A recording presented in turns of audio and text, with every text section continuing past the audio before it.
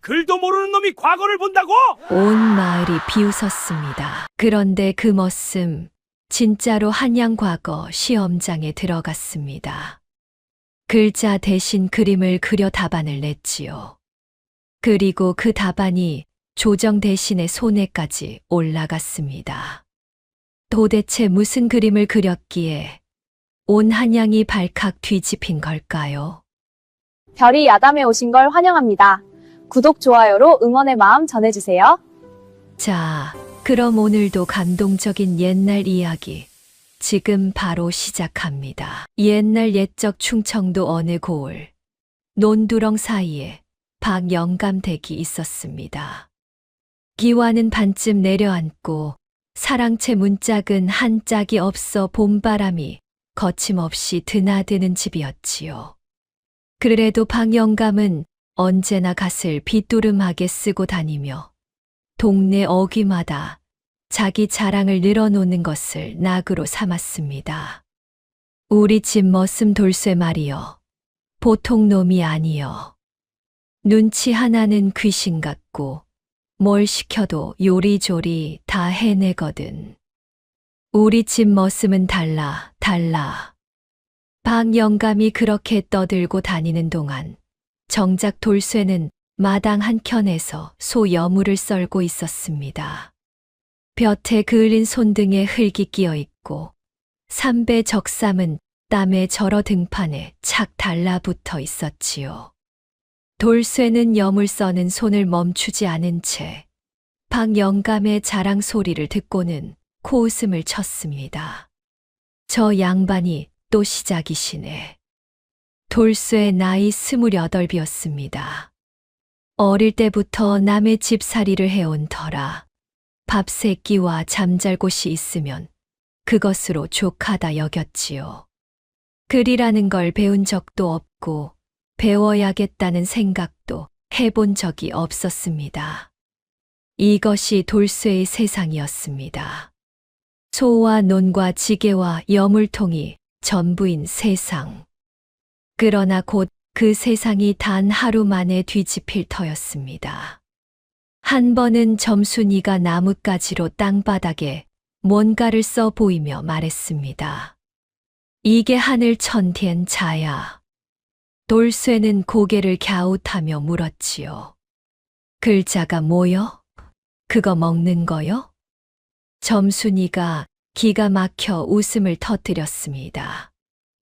야, 진짜. 먹는 게 아니라 뜻을 담는 거야. 이 선 하나하나에 하늘이라는 뜻이 들어있는 거야. 선의 뜻이 들어있어. 그래. 사람 마음도 담고 생각도 담고. 글자를 알면 죽은 뒤에도 내 생각이 남는 거야. 돌쇠는 그 말을 듣고 잠깐 생각했습니다. 그러다 고개를 끄덕이고는 지게를 지고 언덕으로 올라갔습니다. 뭐, 그렇군. 그 말이 전부였지요. 죽은 뒤에 생각이 남는다는 것이 당장 소 여물 썰고 논 가는 것보다 중요해 보이지 않았으니까요. 그러나 이날 점순이가 한 이 말은 훗날 돌쇠의 삶에서 가장 중요한 말이 될 터였습니다. 그때는 아무도 몰랐지만 동네 훈장 어른도 한 번은 우물가에서 돌쇠에게 말한 적이 있었습니다. 돌쇠야, 아는 것과 모르는 것이 다른 게 아니다. 아는 것을 어떻게 쓰느냐가 다른 것이지. 돌쇠는 물을 길어 올리며 대꾸했습니다. 소 콧돌에 잡는 것도 아는 거지요? 그것도 알미지. 그럼 저도 아는 거 있네요. 훈장 어른이 빙긋 웃었습니다. 돌쇠는 그 뜻을 깊이 새기지 않았습니다. 그냥 그렇구나 하고 물동이를 이고 마당으로 돌아갔지요. 그 봄날도 돌쇠에게는 평범한 하루였습니다. 아침에 소를 먹이고 오전에는 밭이랑을 고르고 오후에는 나무를 해다 쌓았지요. 점순이는 안채에서 빨래를 하고 방영감은 사랑채에서 낮잠을 자거나 동네를 돌아다니며 자랑을 늘어놓았습니다. 이 집의 사람들은 각자 제자리가 있었습니다. 방영감은 허세가 자리였고, 점수는 실속이 자리였고, 돌쇠는 힘이 자리였지요. 돌쇠는 박영감 댁에 온 지 10년이 됐습니다. 18배 처음 왔을 때부터 28 지금까지 이 마당을 벗어난 적이 손에 꼽았지요. 장날에 장터 한 번, 명절에 연마을 한 번. 그것이 전부였습니다. 한양이 어디에 있는지는 알았습니다. 북쪽으로 한 사흘쯤 걸으면 된다는 것도 들어서 알았지요. 그러나 가보겠다는 생각은 해본 적이 없었습니다. 거기까지 가서 뭘 한단 말인가? 소는 누가 먹이고. 점수는 돌쇠보다 5살 아래였습니다. 행랑채에서 어머니와 함께 사는 처지였지만 눈치가 빠르고 손이 야무졌지요. 돌쇠를 어릴 때부터 봐온 터라 격없이 대하면서도 가끔은 진심 어린 말을 던지는 사람이었습니다. 돌쇠야, 넌 이대로 평생 여기서 살 거야? 뭐, 나쁠 거 있어. 나쁠 거야 없지. 근데 좀 아깝지 않아? 뭐가? 네, 그 눈치랑 손이랑 다. 돌쇠는 그 말에 별 대꾸를 하지 않았습니다. 낫이 손에 잘 맞는 것처럼 지금 자리가 자기한테 맞는다 여겼으니까요. 그게 돌쇠의 결핍이었습니다. 자기 안에 무엇이 있는지, 자기 밖에 무엇이 있는지 한 번도 제대로 들여다보지 않은 것. 방영감은 허세 가득한 양반이었지만 나쁜 사람은 아니었습니다. 다만 술이 들어가면 판단이 흐려지고 자기 자랑이 심해지는 습관이 있었지요. 그 봄, 그 습관이 뜻밖의 사건을 만들어냈습니다. 해 질 무렵 동네 큰 길 쪽에서 방영감의 목소리가 들려왔습니다.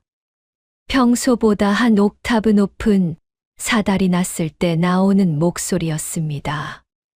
이거 어디 갔어? 어디 갔냐고. 죽겠네, 죽겠어. 돌쇠가 지게를 내려놓고 달려가 보니 방영감이 큰 길 위에서 이리 뒤지고 저리 뒤지며 허둥대고 있었습니다.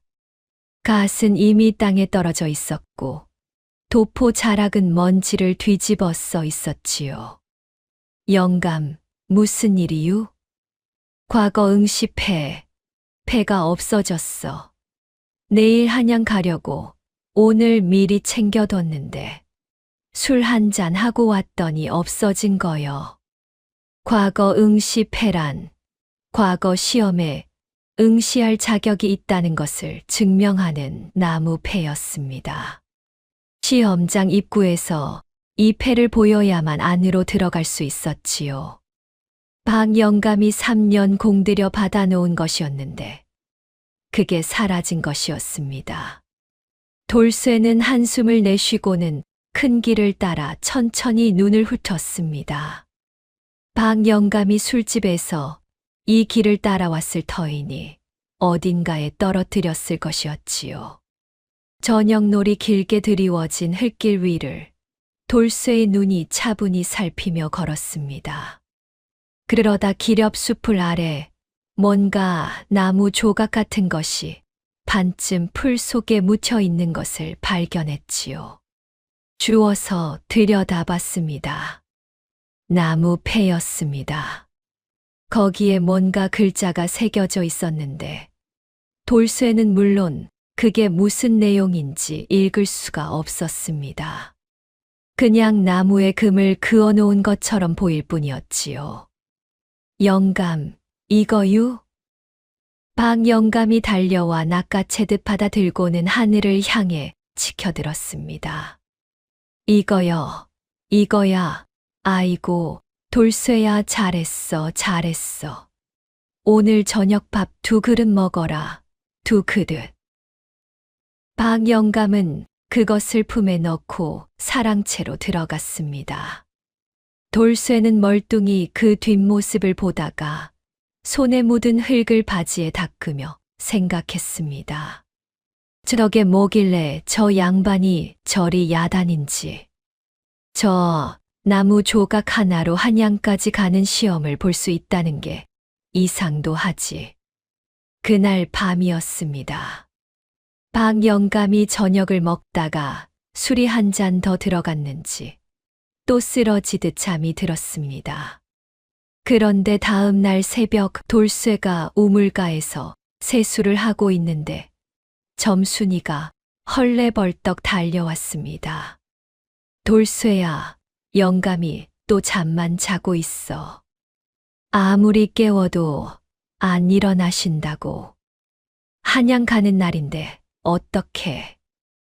돌쇠가 사랑채에 들어가 흔들어 봤지만 박 영감은 눈도 뜨지 않았습니다. 코 고는 소리만 요란할 뿐이었지요.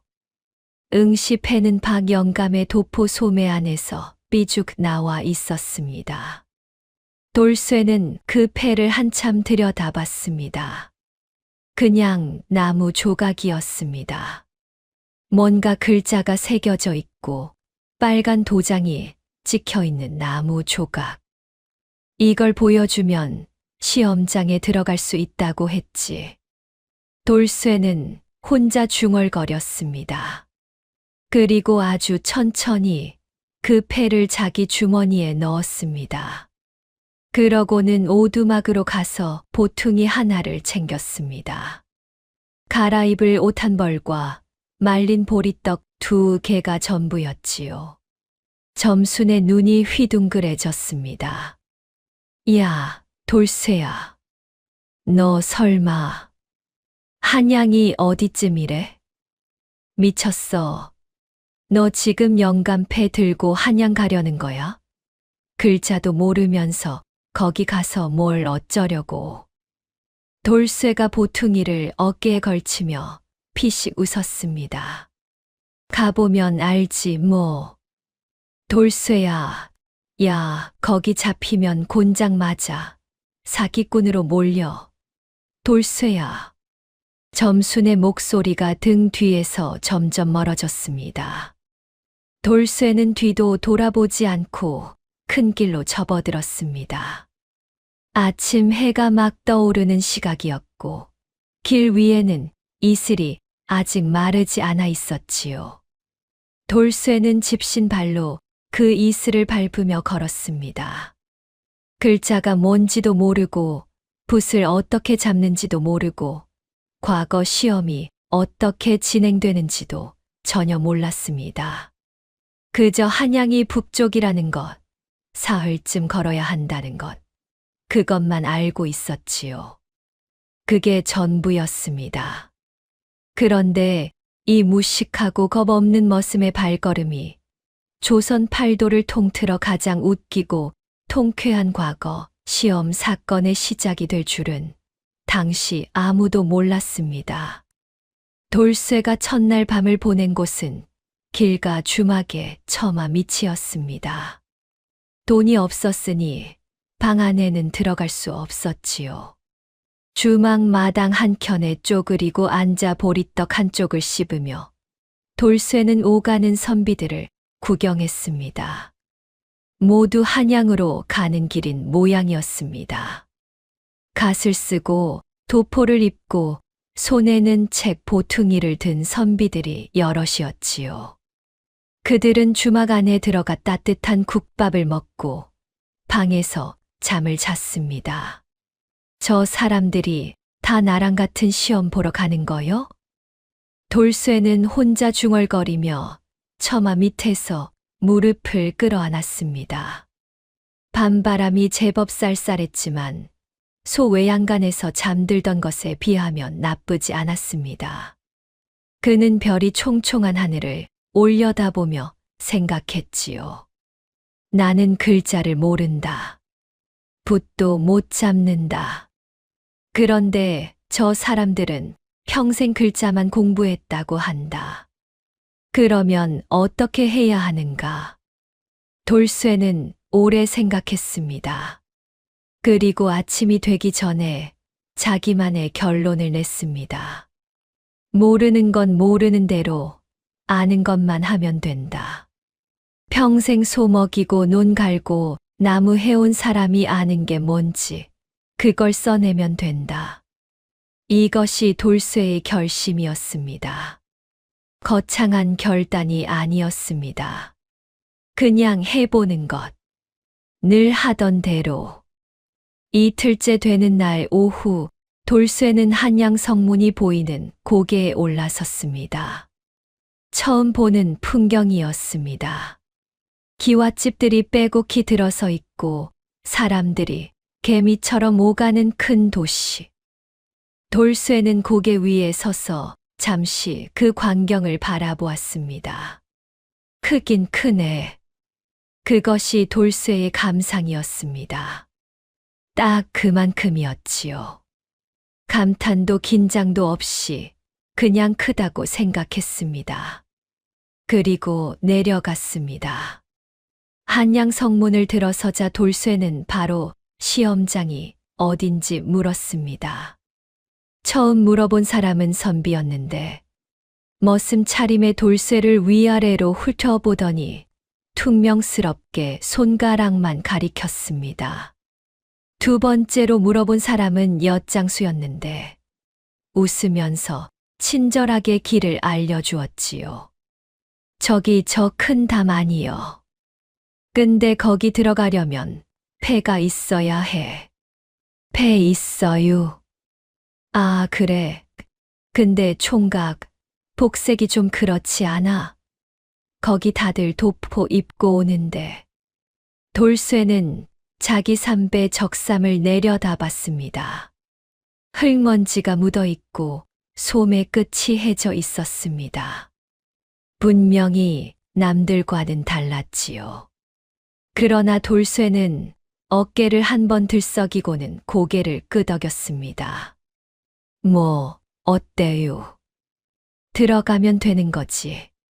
그런데 시험장으로 향하는 길에 뜻밖의 인연이 생겼습니다.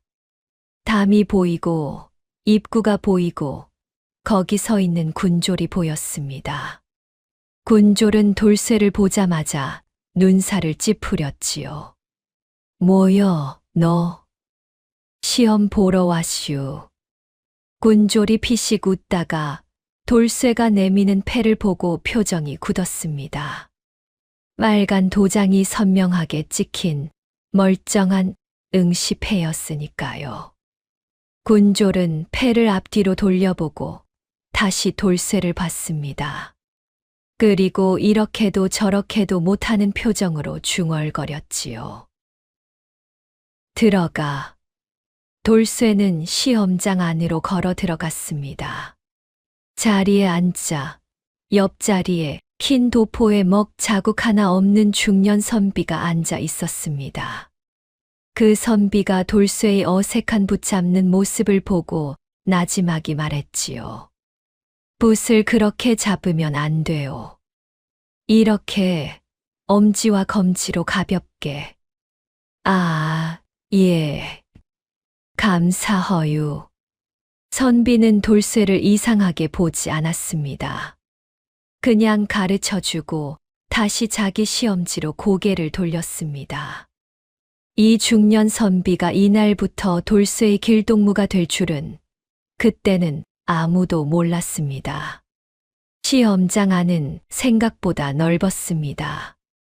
흰 도포를 입은 선비들이 자리마다 앉아 있었고 제각각 붓을 가다듬거나 먹을 갈거나 눈을 감고 무언가를 외우는 모습이었지요.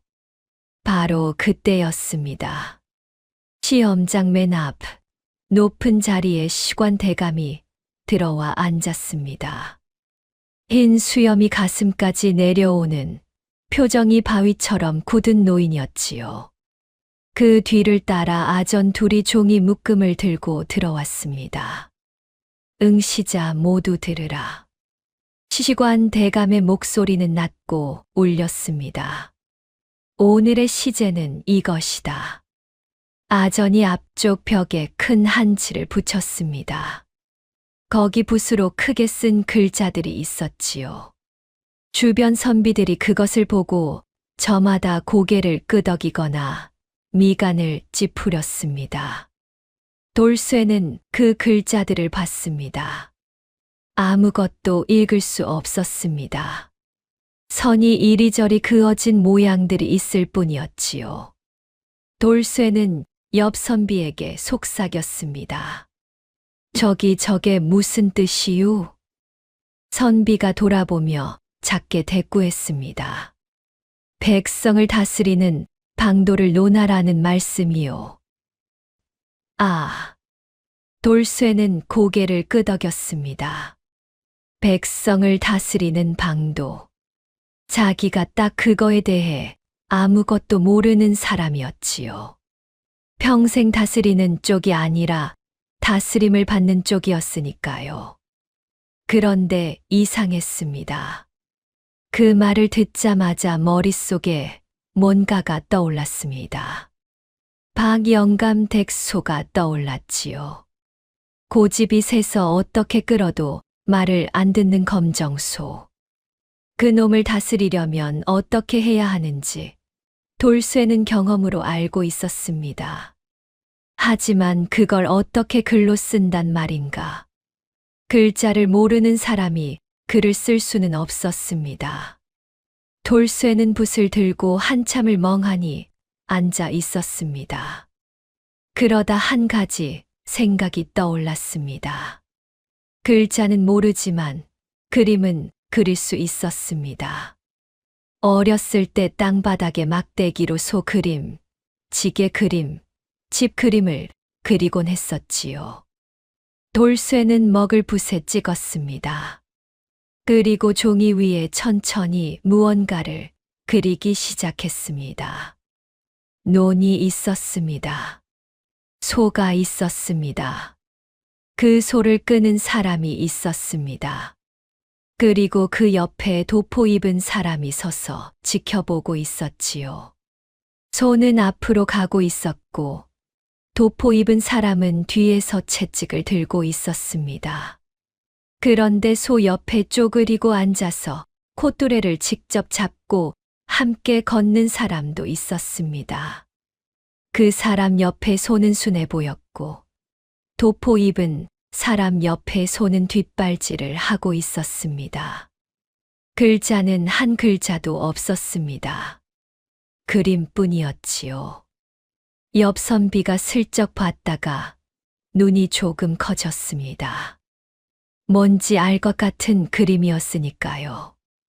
그런데 바로 그때 두 자리 떨어진 곳에 앉아있던 김진사가 자리에서 벌떡 일어섰습니다. 나이 35세, 이미 진사 시험을 통과한 실력자였지요. 그는 돌쇠 쪽을 흘끔 봤다가 손이 멈추더니 시관 대감 쪽을 향해 외쳤습니다. 시관 대감께 여쭙겠습니다. 시험장이 다시 조용해졌습니다. 모두의 시선이 김진사에게 쏠렸지요.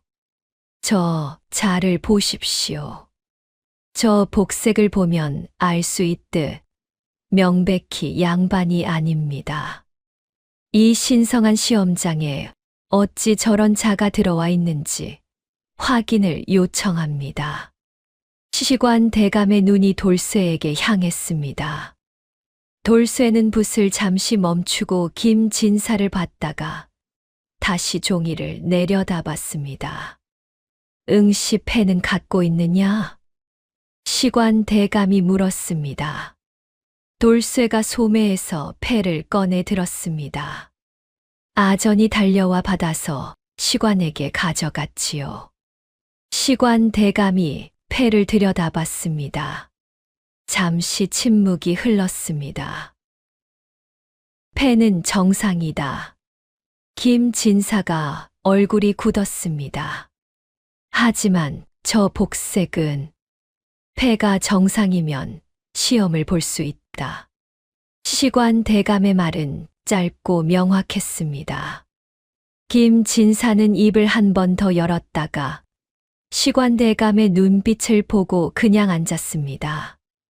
돌쇠는 패를 돌려받아 주머니에 넣고 아무 일도 없었다는 듯 다시 붓을 들었습니다. 이윽고 돌쇠는 그림을 다 그린 뒤 붓을 내려놓고 팔짱을 꼈습니다. 할 일이 없었습니다. 쓸 글자를 모르니 더 채울 수가 없었지요. 그렇다고 더 그릴 것도 없었습니다. 그림 속에 하고 싶은 말은 다 담았으니까요. 돌쇠는 지루해졌습니다. 눈이 스르르 감겼습니다.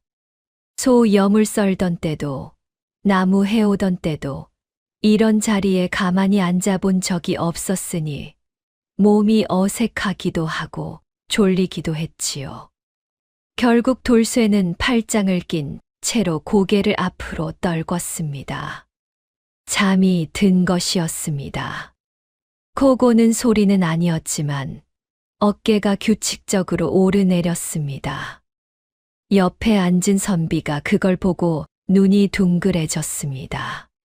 뒤에 앉은 선비도 앞에 앉은 선비도 흘끔흘끔 봤지요.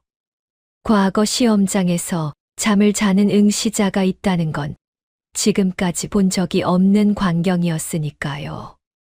김진사는 돌쇠가 자고 있다는 것을 깨닫고 입이 반쯤 벌어졌습니다.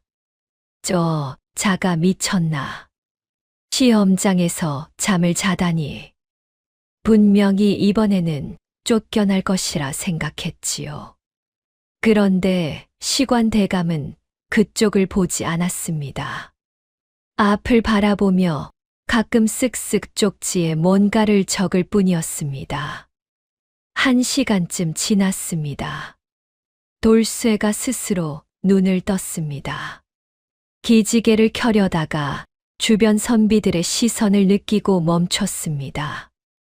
그는 아무 일 없었다는 듯 붓을 집어들고 종이를 다시 봤습니다. 그림이 잘 그려져 있었습니다. 마음에 들었지요. 뭔가 더 보충할 것이 있는지 생각해 봤습니다. 있었습니다. 그림 속 콧뚜레를 잡고 걷는 사람 옆에 작은 점들을 찍었습니다. 땀방울이었지요. 그리고 그 사람 얼굴에 아주 작은 동그라미로 웃음을 그려 넣었습니다. 채찍 든 사람 얼굴에는 찡그린 표정을 그렸습니다. 돌쇠는 붓을 다시 내려놓고 팔짱을 꼈습니다. 이제 진짜 다 했습니다. 그때 맞은편에 앉은 선비 하나가 갑자기 낮은 소리로 신음했습니다. 먹이 번져 답안지를 망쳐버린 모양이었지요. 그 선비가 안절부절 못하며 주위를 두리번거렸습니다. 돌쇠가 그걸 봤습니다. 그리고 자신의 남은 깨끗한 먹을 살짝 그쪽으로 밀어줬습니다. 선비가 놀라서 돌쇠를 봤지요. 돌쇠는 그냥 고개를 끄덕였습니다. 선비는 감사하다는 듯 작게 목례를 하고 먹을 받았습니다. 김진사가 그 광경을 봤습니다. 그의 표정이 묘하게 굳었습니다. 저놈이 도대체 뭔가. 시험이 끝나는 징소리가 울렸습니다. 아전들이 돌아다니며 답안지를 걷어갔지요. 돌쇠의 답안지도 거쳤습니다. 아전이 그걸 받아 들고 한 번 봤다가 눈이 잠깐 멈췄습니다. 글자 없이 그림만 가득한 답안지였으니까요. 아전은 아무 말 없이 다른 답안지들과 함께 쌓았습니다. 결과 발표 날이 왔습니다. 아침부터 시험장 앞마당에 사람들이 모여들었습니다. 응시했던 선비들, 그 가족들, 구경꾼들까지 뒤섞여 마당이 가득 찼지요. 돌쇠도 그 틈에 슬며시 끼어들었습니다. 그때 누가 어깨를 탁 쳤습니다. 돌아보니 김진사였습니다. 사흘 전보다 얼굴이 더 날카로워 보였지요. 너 기다렸다. 예. 사흘 동안 생각했다. 내가 어떤 자인지. 그 복색, 그 행동, 그 무례함.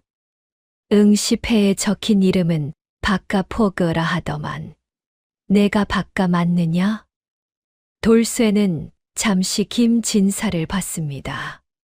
그리고 고개를 갸웃했습니다.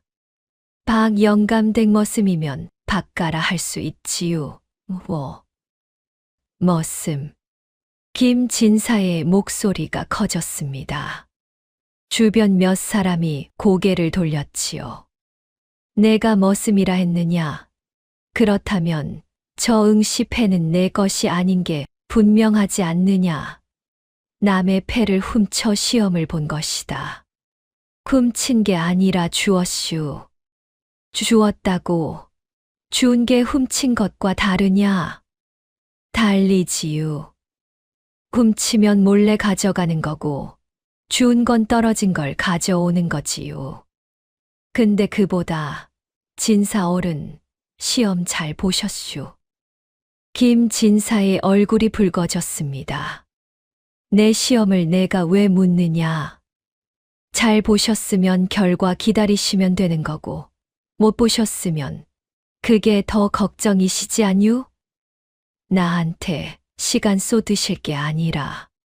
순간 주변에 있던 구경꾼 몇몇이 킥킥 웃음을 참는 소리가 났습니다. 김진사의 얼굴이 더 붉어졌지요. 이놈이 어디서 감히. 그때 옆에서 조용한 목소리가 끼어들었습니다. 며칠 전 시험장에서 돌쇠 옆에 앉았던 중년 선비였지요. 그가 김진사에게 차분하게 말했습니다. 지금 마당에서 이러시는 것이 보기에 좋지 않습니다. 결과가 나오면 그때 알아서 가려질 것이요. 김진사는 결국 한 발 물러섰습니다. 두고 보자. 예, 두고 보세요. 돌쇠가 담담하게 답했습니다. 김진사는 씩씩거리며 군중 속으로 들어갔지요. 잠시 후 시험장 안에서 사람들이 움직이는 기색이 느껴졌습니다.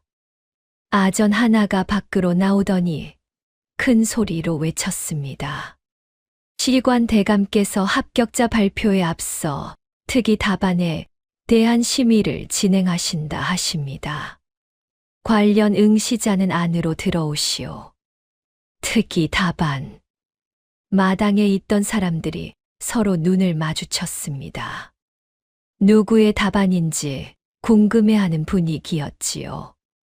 돌쇠는 고개를 갸웃했습니다. 자기 얘기인 것 같았습니다. 시험장 안에 그림만 그려낸 사람이 자기 말고 또 있을 것 같지 않았으니까요. 돌쇠가 앞으로 걸어 나갔습니다. 돌쇠는 시험장 안으로 들어갔습니다. 그리고 심의석 앞에 섰습니다. 시관 대감이 거기 앉아 있었고 그 앞 탁자 위에 돌쇠의 답안지가 펼쳐져 있었지요. 소와 논과 사람들의 그림이. 시관 대감이 돌쇠를 위아래로 봤습니다. 그 눈에 아무런 감정도 읽히지 않았습니다. 이게 내 답안이냐? 예. 글자가 하나도 없다. 글자를 모르유. 시관 대감의 눈썹이 아주 조금 움직였습니다. 글자를 모른다고? 예. 평생 소 몰고 논 갈았지. 글을 배운 적이 없슈. 시관 대감이 잠시 말이 없었습니다. 그러다 손가락으로 그림을 짚었습니다. 그러면 이 그림은 무엇을 뜻하는 것이냐? 설명하거라. 돌쇠는 그림을 봤습니다. 그리고 설명했습니다. 자기가 알고 있는 말로, 자기가 경험한 것을 바탕으로. 이쪽 사람은 채찍 들고 소 뒤에서 때리고 있슈. 그러니까 소가 뒷발질하지요. 소가 말을 안 듣는 거유. 이쪽 사람은 콧뚜레 잡고 소랑 같이 걷고 있슈. 그러니까 소가 순하게 따라가지요. 백성 다스리는 것도 이거랑 같지 않겠슈. 위에서 때리기만 하면 뒷발질하고 같이 걷고 콧뚜레 잡아주면 순해지는 거지요. 시관 대감이 한동안 돌쇠를 바라봤습니다. 콧뚜레를 잡아준다. 예. 그것이 백성을 다스리는 방도라는 것이냐. 제가 아는 건 그것뿐이요. 시관 대감이 손가락으로 탁자를 한 번 두드렸습니다. 그리고 고개를 들어 창밖을 봤지요. 나가 있거라. 돌쇠가 고개를 끄덕이고 돌아섰습니다. 문 쪽으로 걸어가다가 잠깐 멈추고 돌아봤습니다. 대감, 저 오늘 결과 들으러 또 와야 허유? 시관 대감의 표정이 처음으로 아주 조금 흔들렸습니다. 그게 당혹인지 웃음인지는 알 수 없었습니다. 나가 있거라. 돌쇠는 나갔습니다.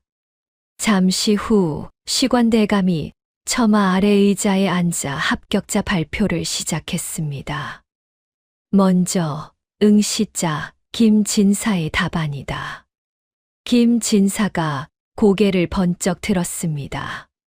어깨를 펴며 앞으로 반걸음 나섰습니다. 김진사는 백성은 물이요, 왕은 그릇이니 그릇의 모양에 따라 물의 모양이 정해진다고 썼다. 문장이 유려하고 인용도 많다. 김진사의 입꼬리가 올라갔습니다. 그러나 시기관 대감이 잠시 멈췄습니다. 백성이 무엇을 원하는지, 무엇을 두려워하는지에 대한 내용이 단 한 줄도 없다. 백성의 입장에서 쓴 글이 아니라 왕의 입장에서 쓴 글이다. 이는 시제와 어긋난다. 김진사의 표정이 굳었습니다. 김진사의 답안은 문장 수준은 합격이나 시제 적합성에서 감점 처리한다. 주변 선비들이 수군거렸습니다. 김진사는 입술을 꾹 깨물었지요. 그렇게 몇 명의 이름이 오갔습니다. 어떤 이는 고개를 끄덕이고 어떤 이는 얼굴을 붉혔습니다. 그리고 시관 대감이 마지막으로 입을 열었습니다. 끝으로 특이 답안 하나를 더 고한다. 마당이 조용해졌습니다. 이 답안에는 글자가 한 자도 없다. 웅성거림이 터졌습니다. 선비들이 서로 고개를 돌려 누구를 쳐다봤지요. 김진사의 눈이 돌쇠에게 꽂혔습니다. 그림으로만 이루어진 답안이다. 콧뚜레를 잡고 함께 걷는 사람과 소, 채찍으로 소를 몰아붙이는 사람과 소. 이 두 장면을 대비하여 백성을 다스리는 방도를 설명하였다. 시기관 대감이 잠시 멈추었습니다. 설명을 직접 들었다. 내용은 단순 하나 틀리지 않았다. 오히려 이 모든 고서 인용과 유려한 문장 가운데 백성이 무엇을 원하는지를 가장 직접적으로 짚은 답안이 이것이었다. 마당이 완전히 조용해졌습니다. 허나 시관 대감이 손을 들었습니다. 이 응시자는 글자를 모른다고 스스로 밝혔다. 더불어 이 응시 패가 본인의 것이 아닌 것도 심의 과정에서 확인되었다. 이는 명백한 규정 위반이다. 김진사가 얼굴을 폈습니다. 됐다. 드디어 저 자가 쫓겨나겠구나. 따라서 시시관 대감의 목소리가 낮아졌습니다. 이 자의 답안은 합격으로 처리할 수 없다. 다만 답안의 내용은 보존하여 조정에 올릴 것이다. 발표가 끝났습니다. 마당이 웅성거렸지요. 김 진사는 그 자리에서 이를 악물었습니다. 합격은 못했다고 해도 조정에 올라간다니. 저 머슴의 그림이 임금이 있는 곳에 전해진다니. 그것만은 참을 수 없었습니다. 그는 발표장을 나오며 결심했습니다. 저 자를 그냥 두어서는 안 된다. 패를 훔쳐 시험장에 든 것은 엄연한 사기였습니다. 관아에 고발하면 저 머슴은 곤장을 면치 못할 터였지요. 김 진사는 발걸음을 돌렸습니다. 관아 쪽으로. 그리고 고발장을 넣었습니다. 남의 응시 패를 무단으로 사용하여 과거 시험장에 침입한 자가 있습니다. 머슴 신분으로 양반 행세를 한 죄 반드시 다스려야 합니다. 관아 관리가 고발장을 읽더니 고개를 끄덕였습니다. 포조를 보내겠소. 한편 돌쇠는 발표장을 나오며 성문 쪽으로 걸었습니다. 합격은 아니었지만 배는 고팠습니다. 주머니를 뒤져보니 보리떡 부스러기만 남아 있었지요. 그때 성문 근처에서 진 보따리가 너무 무거워 휘청거리는 할머니가 눈에 띄었습니다. 돌쇠는 아무 말 없이 다가가 보따리를 받아들었습니다. 어디까지 가세요?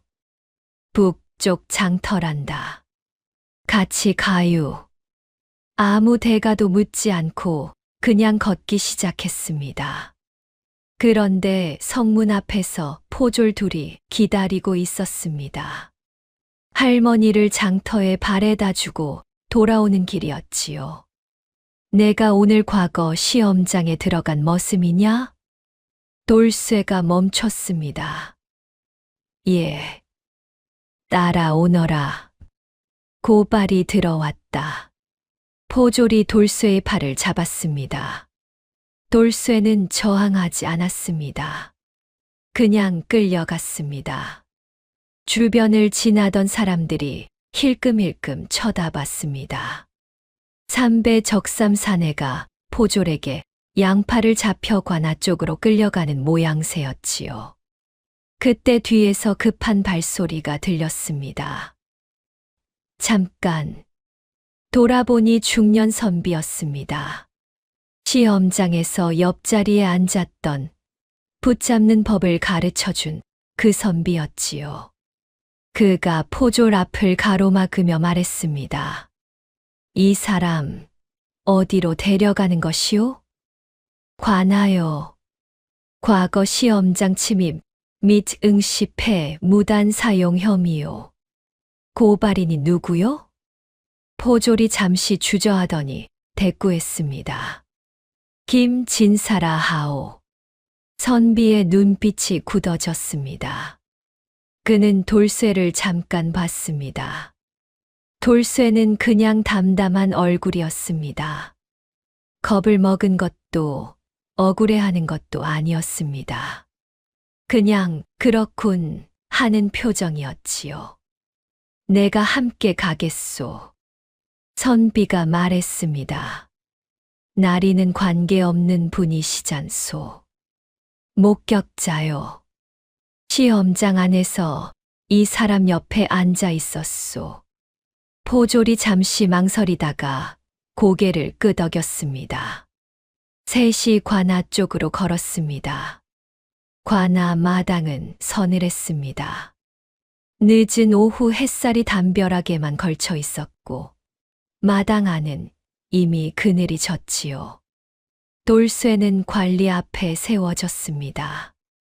고발장이 읽혔고 김 진사가 직접 나서서 진술했습니다. 이 자는 박영감이라는 양반의 응시패를 무단으로 가져가 과거 시험장에 침입했습니다. 명백한 사기이자 신분 사칭입니다. 관리가 돌쇠를 내려다봤습니다. 사실이냐? 패를 주워서 쓴 건 사실이요. 훔친 것이다. 김 진사가 끼어들었습니다. 준 거유. 길에 떨어진 걸 가져왔슈. 그게 그것이냐, 이놈아. 관리가 손을 들어 김 진사를 제지했습니다. 그리고 다시 돌쇠를 받지요. 주인의 패를 허락 없이 사용한 것은 규정 위반이다. 곤장 10대의 사흘 구금이다. 돌쇠는 아무 말도 하지 않았습니다. 그때 중년 선비가 앞으로 나섰습니다. 관리 나리, 한 말씀 드려도 되겠습니까?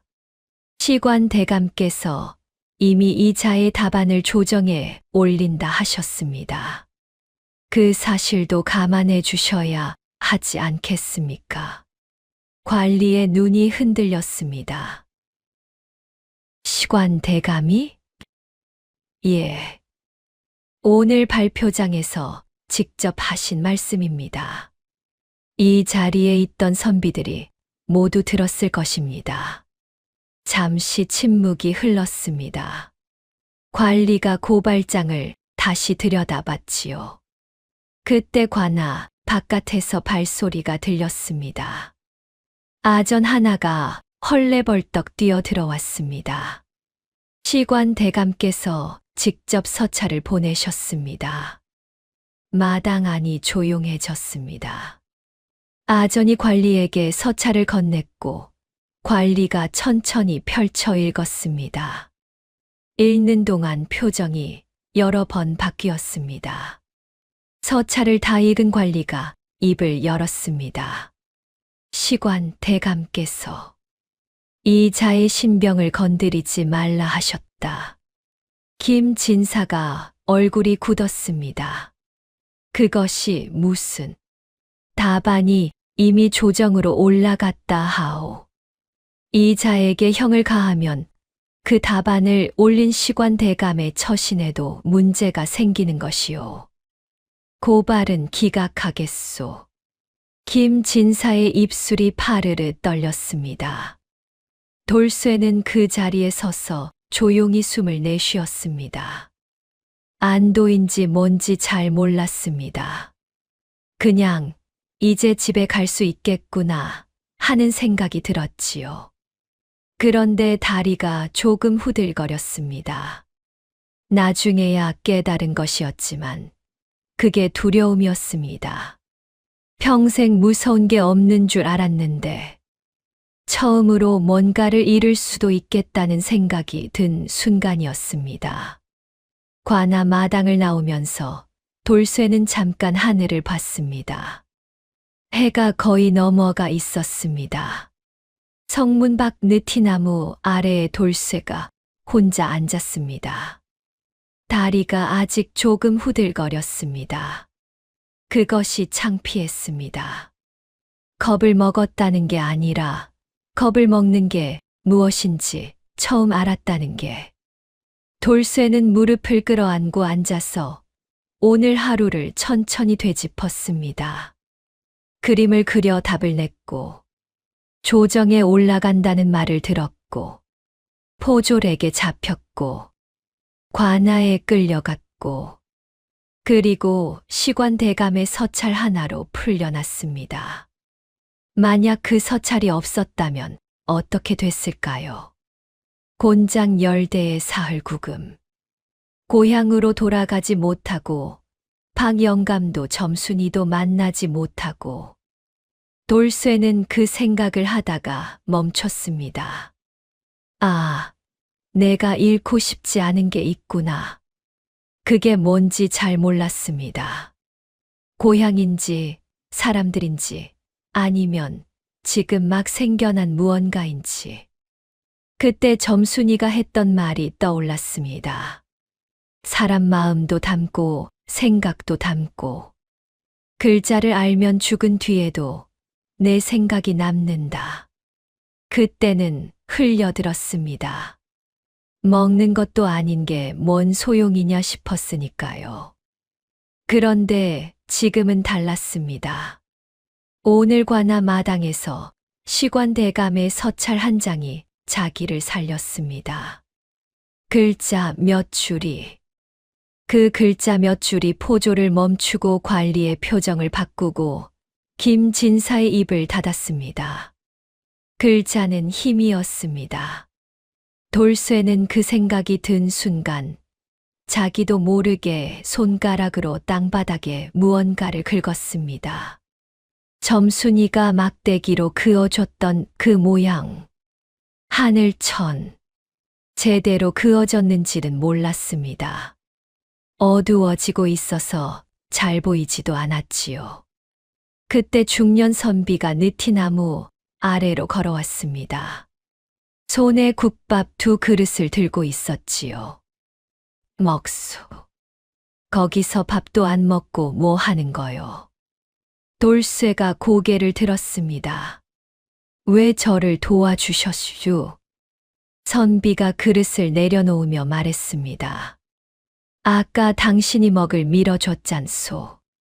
시험장에서. 그건 그냥 남는 게 있어서요. 나도 그냥 남는 게 있어서요. 선비가 국밥 숟가락을 들었습니다. 돌쇠도 따라 들었지요. 둘은 말없이 국밥을 먹었습니다. 느티나무 위로 별이 하나둘 나오기 시작했습니다. 한참 만에 돌쇠가 말했습니다. 저 글 배워야겠슈. 선비가 숟가락을 멈추지 않은 채 대꾸했습니다. 그래야겠소. 왜 저한테 동의하세요? 오늘 당신 그림이 조정에 올라갔소.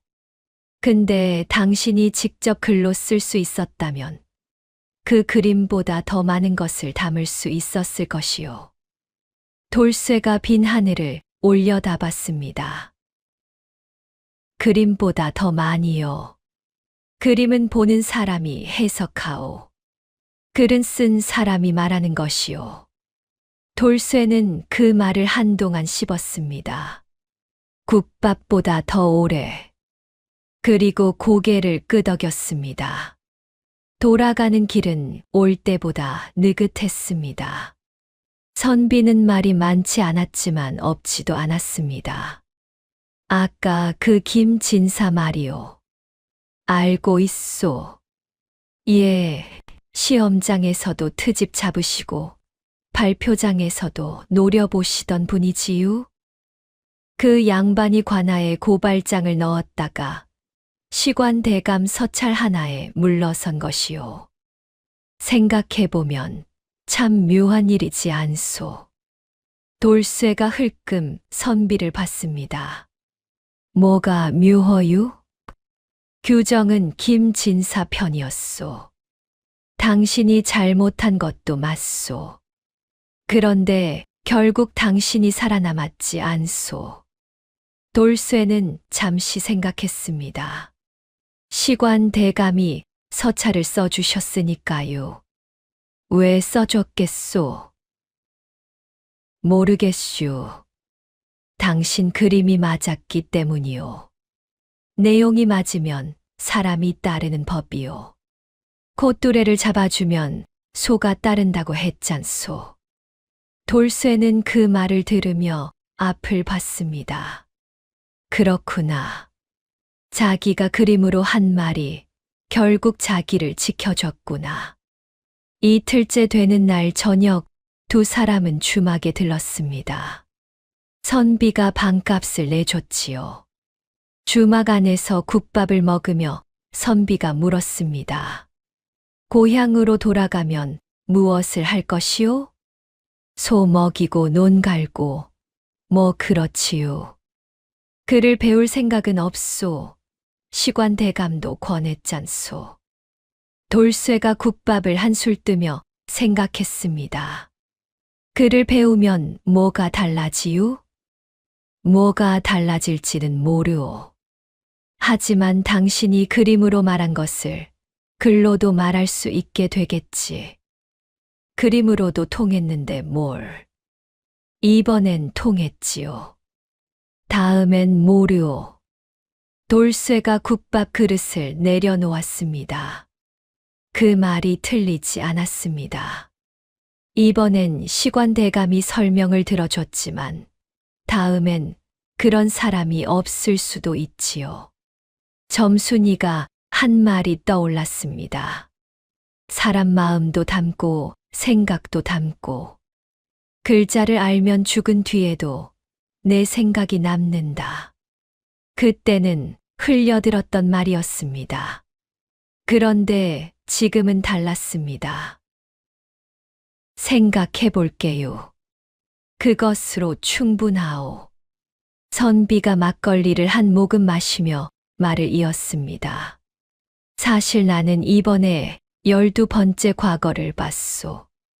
돌쇠가 눈을 크게 떴습니다. 12번이요? 12번이요. 처음엔 20에 봤고 이번엔 51에 봤소. 그동안 한 번도 합격을 못했소. 이번에도 못했고. 그러셨군요. 근데 이번에 당신 보고 생각이 좀 달라졌소. 나는 12번 동안 떨어질까봐 무서워서 제대로 즐기지를 못했소. 시험장 들어가면 눈앞이 하얘지고 손이 떨리고. 그런데 당신은 거기서 잤잖소. 돌쇠가 피식 웃었습니다. 할 거 다 했으니까요.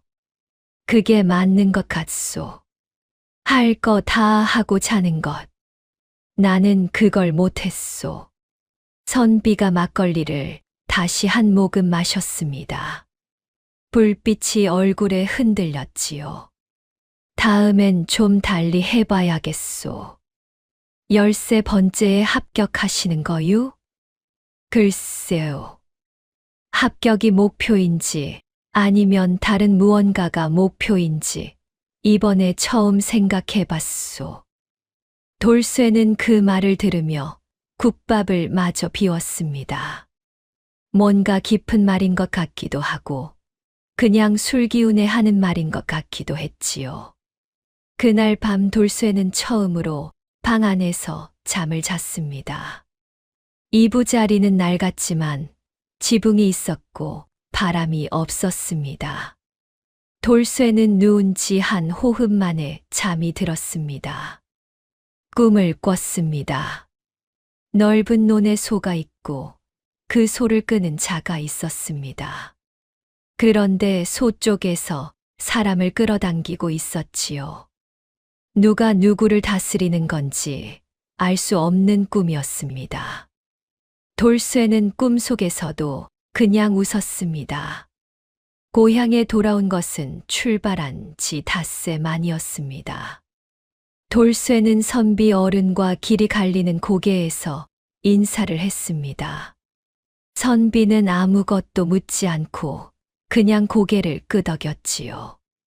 그리고 자기 길로 걷기 시작했습니다. 돌쇠도 자기 길로 걸었습니다.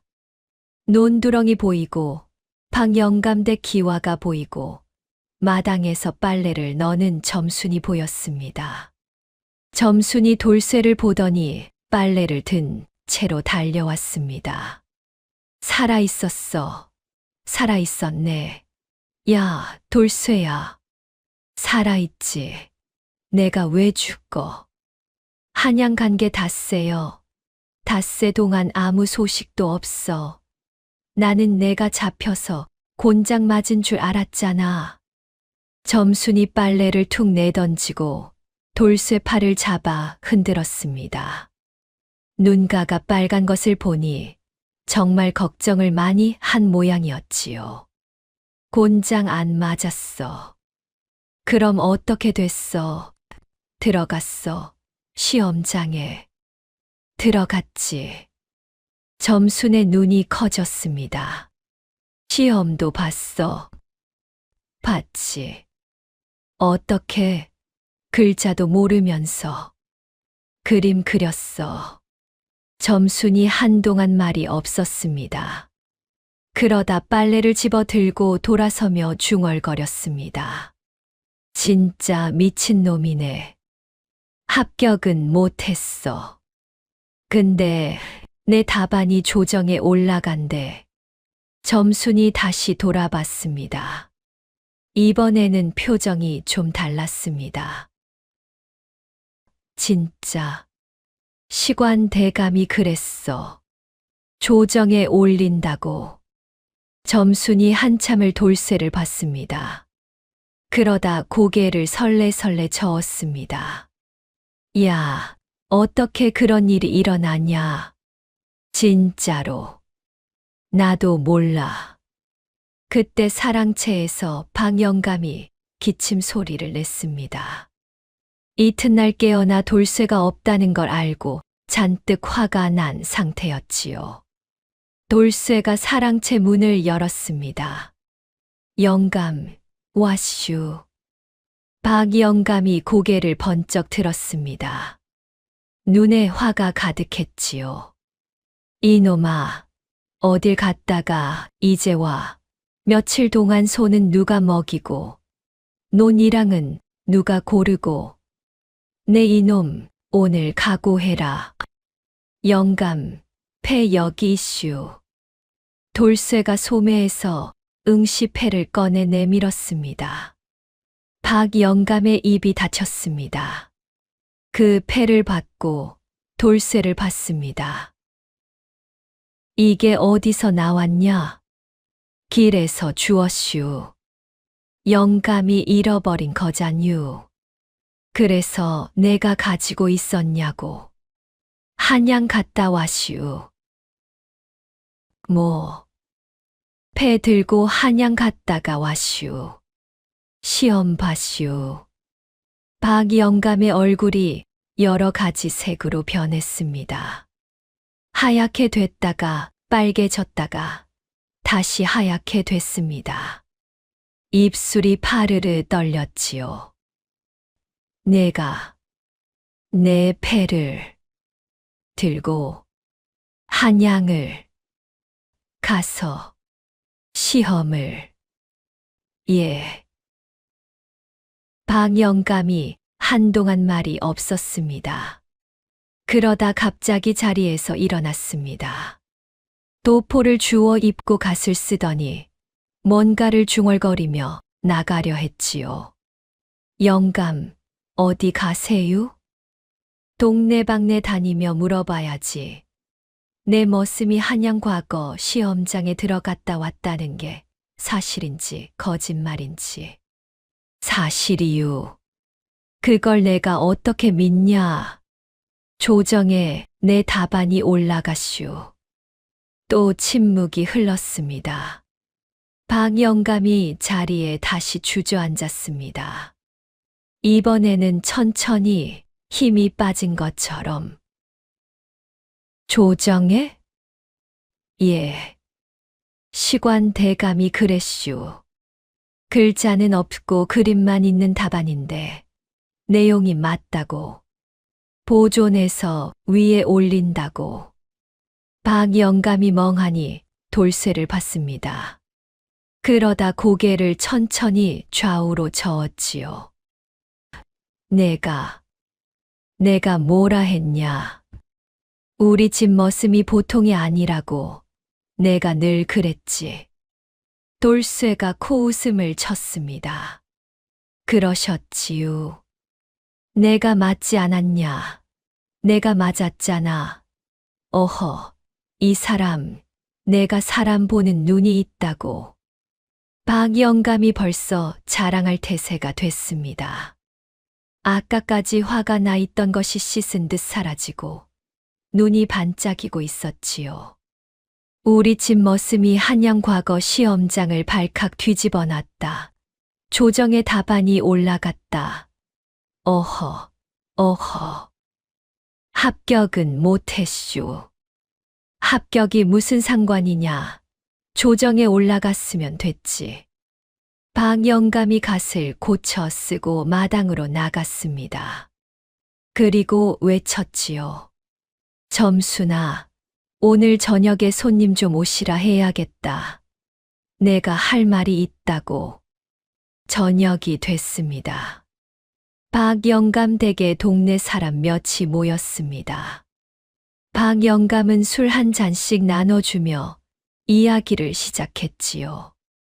돌쇠가 한양 가서 과거 시험장에 들어갔다는 것, 글자도 모르면서 그림으로 답을 써냈다는 것, 시관대감이 그걸 조정에 올린다 했다는 것. 이야기가 끝날 무렵 동네 훈장 어른이 입을 열었습니다. 그래서 돌쇠 그 답에 뭐라고 했는가? 박 영감이 돌쇠를 봤습니다. 돌쇠가 대신 말했지요. 콧뚜레를 함께 잡고 걸으면 소가 순해진다고 했슈. 채찍만 들면 뒷발질한다고. 훈장 어른이 잠시 생각하더니 고개를 끄덕였습니다. 맹자 양해왕 편에 그와 비슷한 말이 있지. 백성을 사랑하는 마음으로 다스리면 따른다는. 그게 맹자가 한 말이유? 그렇다네. 맹자라는 분도 소 몰아봤나 봐요. 동네 사람들이 웃음을 터뜨렸습니다. 훈장 어른도 피식 웃었지요. 그날 밤이 깊어갔습니다. 사람들이 하나둘 돌아가고 박 영감도 사랑채에서 잠이 들었습니다. 마당에는 돌쇠와 점순만 남았지요. 점순이 우물가 돌 위에 앉아서 하늘을 봤습니다. 야, 돌쇠야. 응. 너 이제 글 배울 거야? 돌쇠가 지게 옆에 기대서 하늘을 봤습니다. 별이 많은 밤이었지요. 생각 중이야. 배워. 진짜로. 왜? 점순이 잠깐 있다가 말했습니다. 내가 한 말들 다 써놓으면 좋겠어서. 소 콧뚜레 얘기도 채찍 얘기도 그림보다 글로 써놓으면 더 오래 남잖아. 돌쇠가 그 말을 들으며 별을 봤습니다. 그림도 오래 가. 글이 더 가. 그래. 그래. 잠시 침묵이 흘렀습니다. 어디선가 개구리 소리가 들렸지요. 봄이었습니다. 점순아. 응. 나 없는 동안 소 먹여줘서 고마워. 점순이 피식 웃었습니다. 고마우면 내일부터 2배로 일해. 알겠어. 점순이 자리에서 일어나 손을 탁탁 털었습니다. 그리고 돌아가려다가 멈추고는 돌쇠를 봤습니다. 야, 돌쇠야. 응. 잘했어. 진짜로. 그 말만 하고 점순은 자기 집 쪽으로 걸어갔습니다. 돌쇠는 그 뒷모습을 보다가 다시 하늘을 봤습니다. 별이 많았습니다. 오프닝에서 소 여물을 썰던 그 마당이었습니다. 그런데 같은 마당이 이제는 달라 보였습니다. 아무것도 변하지 않았는데 돌쇠 안에 뭔가가 바뀌어 있었습니다. 다음 날 아침 돌쇠는 일찍 일어났습니다. 소를 먹이고 여물을 썰고 논두렁을 살폈지요. 평소와 다를 것 없는 아침이었습니다. 그런데 해가 중천에 오를 무렵 돌쇠는 동네 서당 앞에 섰습니다. 훈장 어른이 문을 열고 나왔습니다. 돌쇠를 보고 눈을 깜빡였지요. 무슨 일인가? 돌쇠가 말했습니다. 글 좀 가르쳐 주실 수 있슈? 훈장 어른이 잠시 돌쇠를 봤습니다. 그리고 문을 열며 말했지요. 들어오게. 돌쇠가 서당 안으로 들어갔습니다. 아이들이 돌쇠를 보고 눈이 휘둥그레졌습니다. 어른이 서당에 들어왔으니까요. 어떤 아이는 키득거렸고 어떤 아이는 그냥 봤습니다. 돌쇠는 아이들 사이에 끼어 앉아 훈장이 내미는 천자문을 받았습니다. 첫 번째 글자를 손가락으로 짚으며 훈장이 말했습니다. 하늘천. 돌쇠가 그 글자를 봤습니다.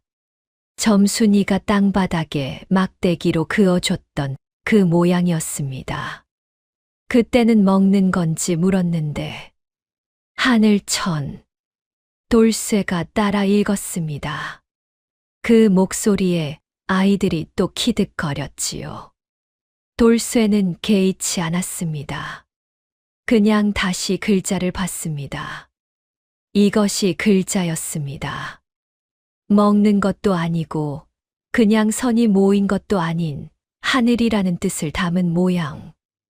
돌쇠는 그 모양을 손가락으로 따라 그어봤습니다.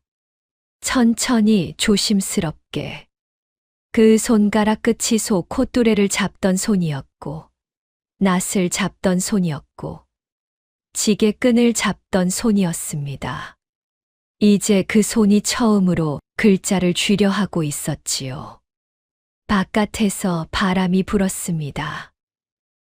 봄바람이었습니다. 그리고 며칠 뒤 박영감댁에 한 통의 서찰이 날아왔습니다. 한양시관 대감의 이름으로 보내온 것이었지요. 내용은 이랬습니다. 조정에 올라간 돌쇠의 답안을 어느 대신이 보고 이 자를 찾아 다시 한번 면담하고 싶다고 했다는 것.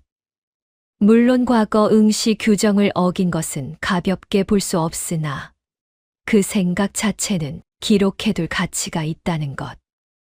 그리고 만약 글을 배운다면 다음 기회에 정식으로 응시해 보는 것도 괜찮겠다는 것이었습니다. 훈장 어른이 서찰을 내려놓으며 말했습니다. 돌쇠, 이거 보통 일이 아니네. 뭐라 해야 허유. 그래, 자네는 그런 사람이지. 그러면 더 열심히 배워야지. 예, 그래야지요. 조선 어느 고을, 머슴 돌쇠 이야기. 글자가 뭐냐고 물었던 사내가 이제 글자를 배우러 다닙니다. 합격도 못한 과거 시험에서 조정에 답안이 올라간 사내가 소 콧돌에 잡는 방법으로 백성 다스리는 법을 설명한 사내가 아는 것을 어떻게 쓰느냐가 다르다고 했습니다. 돌쇠는 아는 것이 많지 않았습니다. 그러나 자기가 아는 것을 자기 방식으로 썼습니다. 그것이 전부였습니다. 채찍을 들고 뒤에서 모는 것이 아니라 콧뚜레를 잡고 함께 걷는 것. 그것이 다스림이라는 것을. 논두렁에서 평생 소를 몰아온 머슴이 세상에서 가장 간단한 말로 전했습니다. 박영감은 오늘도 자랑하고 다니고 점수는 오늘도 잔소리하고 소는 오늘도 여물을 먹습니다. 그리고 돌쇠는 서당에서 오늘도 하늘 천자를 씁니다. 이 이야기가 마음에 남으셨다면 구독과 좋아요로 응원의 마음 전해주세요. 별이 아담의 더 재미있는 영상들도 함께 해주세요. 지금 어디에서 듣고 계신지 댓글로 남겨주시면 계시는 곳에 행복을 가득 보내드리겠습니다. 감사합니다.